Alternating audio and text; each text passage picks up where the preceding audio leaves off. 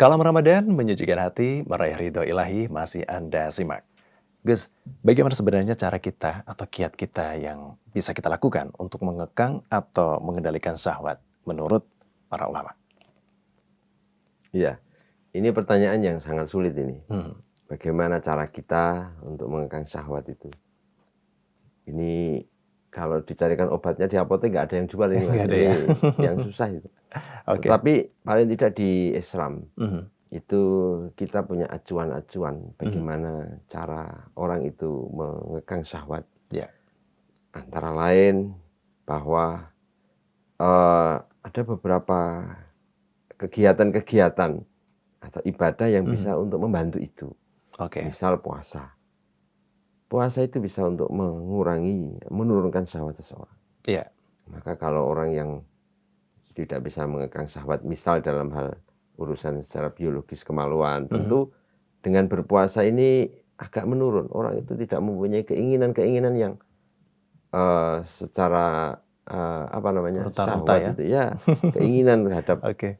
hal-hal yang tidak baik itu. Oke. Antara lain berpuasa. Juga masih banyak lagi, misal bagaimana kita mengekang atau tidak makan makanan yang terlalu banyak misal. Mhm. Wah ini kan sulit, Mas. Ya. Apalagi kan dunia sudah zaman kuliner ini. Iya. Ya, lihat makanan itu kayaknya pengen makan terus. Iya. Nah caranya gimana ya? Kita betul-betul memahami bahwa ada batasan-batasan. Orang itu harusnya tahu mana ketika kita kenyang atau yang menjadikan kekenyangan lah. Mhm. Biasanya orang tetap ngomongnya masih kuat, masih lapar, masih. Padahal sebetulnya enggak. Itu hanya menambah dari kebutuhan kita. Sehingga kita harus memahami bahwa misal kalau makan terlalu banyak itu tidak baik untuk ibadah kita. Ya. Dan tentunya ya yang menjadi dasar dari semuanya adalah ketika manusia memahami bahwa harus dimunculkan, harus betul-betul dibangun bagaimana kita mempunyai rasa khosyatillah, takut kepada Allah, dalam hal ini dosa ini enggak baik dan lain sebagainya.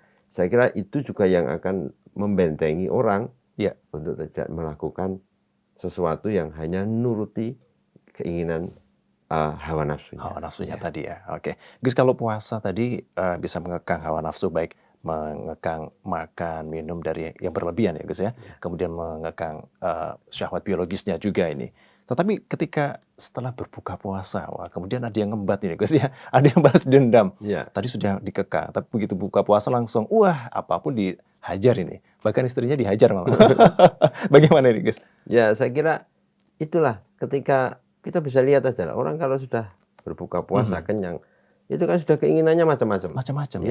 Ya, kadang sudah malas beribadah, tarawehnya aja nggak jalan, mamanya dan itu salah satu tanda. Oke. Tapi setidaknya dari kita berpuasa satu hari ini kalau dilanjut nanti lama-lama ini akan terpola sehingga orang betul-betul kalau mengikuti keinginan itu ya sewajarnya. Oh, Gitu. iya. Sewajarnya, tidak harus semuanya diturutin sesuai hawa nafsunya. Oke, Gitu ya. baik. Nah, Gus, di zaman modern saat ini, Gus, sepertinya kan kita berada posisi yang sulit ya, terutama untuk menyikapi perkembangan teknologi yang kian tidak terbendung. Dengan berbagai konten dan juga tayangan yang mungkin terkadang tanpa sengaja muncul di gadget kita. Tiba-tiba ada tayangan yang mungkin mengarahkan kita ke sana gitu. Iya, iya. Sahabat kita kemudian muncul. Biasanya yang negatif ini kayak gini Iya, nih. iya. Nah, bagaimana seharusnya kita sebagai generasi Islam menyikapi hal tersebut khususnya di bulan suci ini, Gus?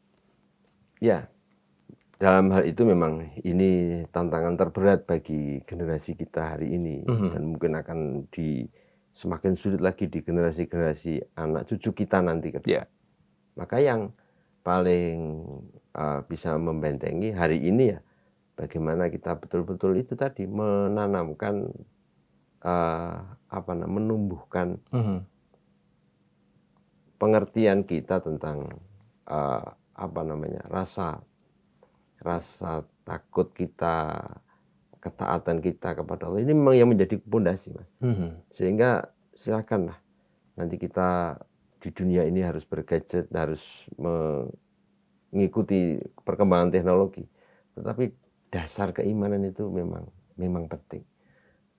Jadi apapun kita ketika mempunyai landasan khosyatillah itu, ini akan menjadi benteng terkuat, pondasi yang kuat mau jadi pejabat, mau jadi dokter, mau jadi pengusaha, mau jadi apapun, termasuk ketika kita harus bergulat setiap hari dengan teknologi. Maka ya salah satu yang kita harapkan lah konten-konten seperti ini betul-betul bisa lebih banyak diminati oleh kaum milenial kita, sehingga setidaknya ada wawasan-wawasan yang menyadarkan kita pentingnya kita mengetahui mana yang baik, mana yang buruk. Yang baik ini akan begini, yang buruk efeknya begini. Itu yang penting hari ini. Begitu Gus, Ya. baik. Menarik sekali pemirsa apa yang telah kita sampaikan dan kita diskusikan bersama Gus Izzuddin. Telah, aduh. Diulang dari menarik sekali. Action. Menarik sekali pemirsa apa yang telah kita bahas bersama Gus Izzuddin dan tentu apa yang telah beliau sampaikan. Loh kok siapa? Keep roll. Action.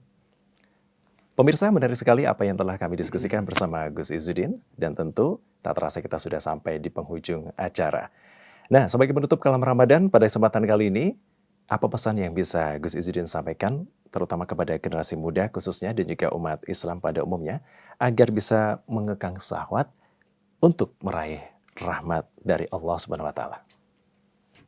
Ya, bagi pemirsa dimanapun Anda berada, mari bersama-sama kita harus memahami bahwa kita tidak bisa lepas dari kemajuan teknologi hari ini.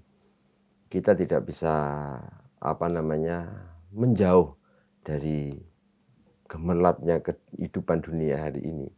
Tapi kita harus bijak bagaimana semua kemajuan zaman ini harus bisa menjadi sarana kita untuk beribadah.